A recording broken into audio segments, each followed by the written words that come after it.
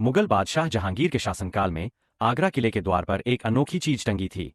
एक सुनहरी जंजीर, जी-रेदाल। बादशाह जहांगीर अपने न्यायप्रिय स्वभाव के लिए प्रसिद्ध था।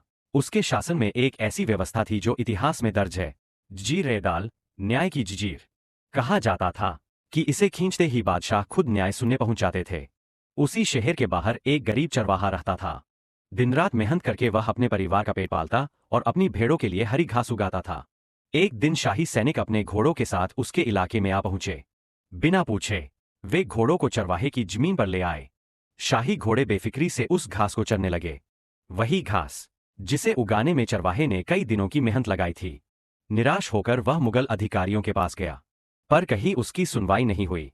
हर दरवाजे पर वही जवाब मिला, हमें फुर्सत नहीं है। सच तो यह था कि किसी को उसकी परवाह ही नहीं थी। आखिरकार उम्मीद की आखिरी किरण लेकर वह आगरा किले पहुंचा और कांपते हाथों से उसने जी-रेदाल खींच दी।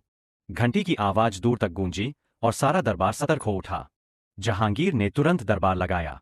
चरवाहे को बुलाया गया और उसने अपनी सारी व्यथा सुनाई।